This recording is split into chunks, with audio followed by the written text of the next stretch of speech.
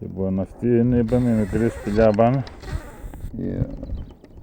Στο κυπούλο του λέμε εκεί και παρακάτω είναι κόκκινη σπηλιά και το κόκκινο στεφάνι. Παρακάτω εδώ.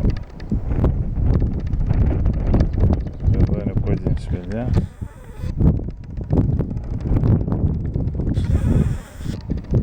Και εδώ είναι Το κόκκινο στεφάνι. το κόκκινο στεφάνι.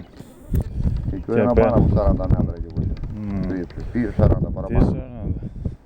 Μου βάζα κάτι τράξα πάνω στη σκουντούρα. Και απέναντι βλέπουμε το... Εδώ αυτός το είναι το διάσολο, ο κάμπος του διάσολο αυτός έτσι. Και τον Άγιο Γεώργιο. Άμα το πιάζει με κρυσί. Ναι, το δούμε να το φέρω εδώ.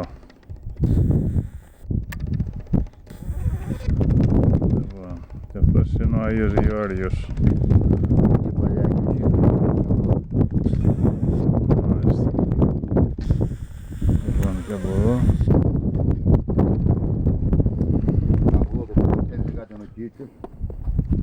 Μετά. Από πέρα είναι πυραμίδα, αν πας μετά θα σου πω. Κανάρα μου Κίτσος. Έτσι ακραία να έχει επιβλάβω εγώ. Μπορεί να δουλέψει καλύτερα. Το όνομα του κομμάτι ήταν ίδιος. Κανένα σπάθο.